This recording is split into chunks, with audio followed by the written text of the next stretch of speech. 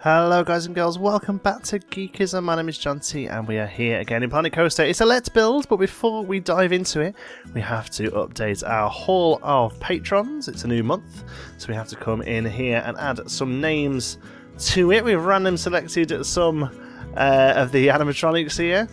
So we're going to edit this building. We're going to come in and add some names. So first of all, thank you very much to Lyra Kell. I think some of these names are already in there, but for some reason, I don't think I saved the game after one time these have been updated, so I apologise if I'm adding your name again. But unfortunately, that just seems to be how it goes. We have Jake Farrar, who definitely last time, I'm sure of it. And we also have Colin. Again, I'm sure was there last time as well. I don't know why these names have disappeared, guys. I apologise. There we go.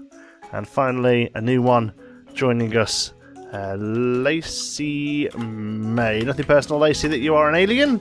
It is completely random.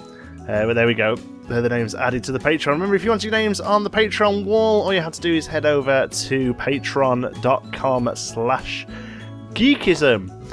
Right, that's it for the main street. We're going to head over back to our ongoing project, which is the log flume. Right, so here we're moving into log flume. We're going to start at the beginning. It's a very good place to start. The first scene that I wanted to do, once you first come off the ride, is a Tortuga style pirate dock city. So it's going to be quite similar to the style we've used elsewhere in the pirate area, but it's going to be very much sort of Pirates of the Caribbean flavour, very bright, lots going on. Oh, sorry for knocking the microphone, and things like that. Yeah, I mean, I said it before, I say it again. I've said it a lot while we're building this log flume, but I would love some non-combative animatronics, because this would be where I would have the drunken sailors and the sort of pirates chasing the wenches and all that kind of thing, you know. Unfortunately, we're a little bit limited in what we can do, as most of the animatronics are pirates shooting. So we're going to still go for sort of a fight scene, but really this would be the sort of the fun bit of the ride. I watched a lecture. If I can find the link for it, I'll pop it down in the description, but it was a long time ago. I watched a lecture online that was about the sort of the story behind Pirates of the Caribbean and how each of the set pieces were made up and what they sort of represented. And it was very much sort of, it started off happy and cheery, but then it showed you afterwards it was kind of like a moral tale, really, that, you know, sort of pillaging and stealing and stuff were bad, and that's kind of what we're going for here, although there has to be kind of a little bit of retribution at the end. So even though it starts off really light and eerie here, light and breezy here with the city, and then we're going to go into a big sea battle, and then we go down into the jails and it's a bit spooky, and then when we come up we're at the treasure. So there's a kind of, you know, the ending's a little bit out of place, but really the idea is that, you know, something wicked this way lies. You know, if you go down the path of pillaging and plundering, then you'll end up in jail. But then there's treasure at the end, because it's a ride and it's got to be fun. So here we go then. We're building into Tortuga. Very similar style to the buildings we've placed around the pirate ship, which is sort of the standard style I could find when you Google sort of pirate town and pirate areas, or even Tortuga itself. These are the kind of buildings you get. I'm not really hot on my architecture, so I don't really know where this style of building comes from, but I wanted to go into a little bit more detail here, and also we've used some of the plants and stuff to give it a sort of overgrown kind of look, and also the idea is as we move around this area, it gets worse and worse as it goes. So we start off here with some nice buildings with plants, and it's quite picturesque even, actually. It's quite pleasant to look at. As we move around, there's a fire starting and there's fights going on. This Tortuga build is going to be split into two parts. Unfortunately, I only had I've spoken about it before. I don't want to keep making excuses. I don't want to keep going on about it, but my work has changed. I'm still getting into a rhythm, so unfortunately I only had about sort of 3 or 4 hours to play video games this week. So this is about 3 hours worth of building, whereas normally a Let's Build that I do here is probably sort of 4 or 5 hours. Unfortunately this one is a little less, so I didn't want to rush it. I've taken my time, so I'm going to split Tortuga, this sort of first area, into two.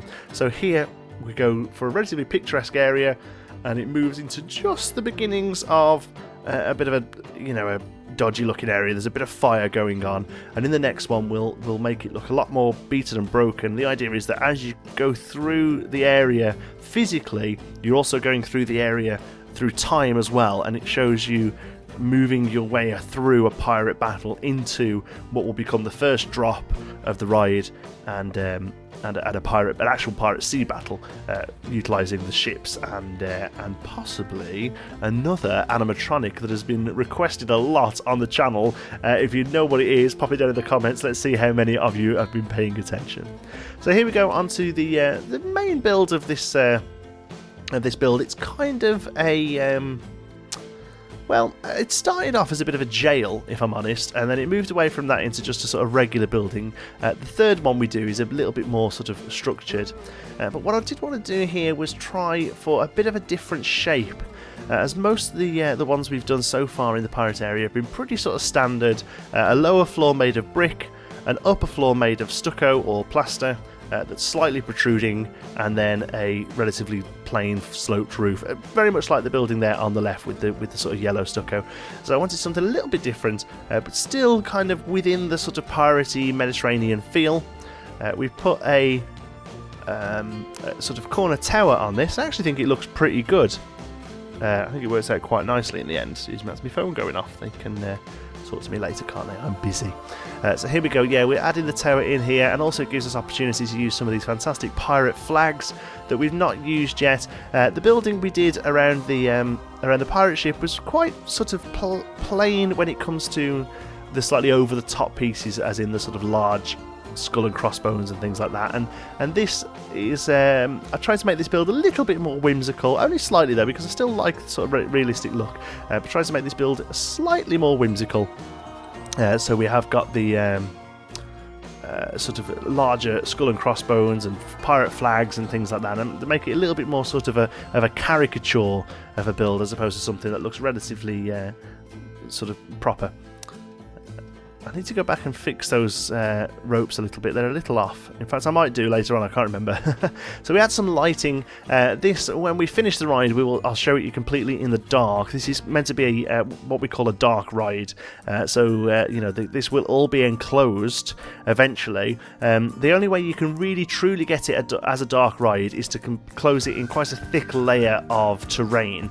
So we probably won't be able to do that. We'll probably box it into a building, and then whenever we go on the ride for cinematics and things like that, we'll just have to make sure it's night time in the game. Unfortunately, that's the best we can do at the moment. So here we go. This third building, I've used a couple of different types of brick and things, and again, this is meant to be in my head I had sort of like courthouse, jailhouse, that has been taken over by the pirates. That's kind of the look I wanted to go for here. So there's lots of sort of metal girders and sort of old school windows, and we use some of the fairy tale windows here as well, just to break it up a little bit, so we're not always using the same sort of three or four stucco windows. And they're also a little bit bigger as well. And here we're using a different type of wood again, so we don't just keep reusing planks and things like that. These are actually sort of wooden posts that were added as part of the Western theme, I think, but again, they're very versatile, which is great. Adding some canopies there for the smaller windows, and repeat them over the other side. And here we have a large area in the middle, so I decided to make this into a bit of a balcony. Again, we're trying to use the forced perspective idea a little bit here. It doesn't matter too much because this is built indoors and it's a set piece, but you'll notice that all the second floors are slightly smaller than the ground floors. The first floor, sorry, is slightly smaller than the ground floors. Windows go smaller as they go up, sort of standard stuff that we are going to be covering very soon in our theme park theory videos. I know I keep teasing about them, but they are coming, I promise. I'm sorry they're taking so long to get sorted. Use of these cloths here, that they are kind of, the idea there is that they're kind of like clothes or sheets being hung out, to dry. I think they work quite well. We did it a little bit on the pirate ship area as well. And it's just a case of sort of boxing off a few of the areas here with little bits of detail, like barrels and other things like that. I'm trying to figure out the roof here. I wanted something a little bit different on the roof, and actually break that from the building and drag it forward, so it looks a little bit more interesting. And then we finally add a few of the fighting pirates just to give it a... sorry, the cat's just jumped into the microphone. Just to give it a bit of action there. I go to place down the band, but then I changed my mind and instead wants to go for the sort of... that's where I decide to do the fire and make it worse as it goes on. So there you go. Right, I'm going to leave you with a couple of glamour shots. I hope you've enjoyed it. If you have, please give us a like. It really does help out the channel. And if you're not already, don't forget to subscribe. Any thoughts, queries, or suggestions, pop them down in the comments. And if you fancy a chat, you can find me on Twitter. I'm at John T. Sparrow. Thanks very much for watching, and I'll see you in the next one.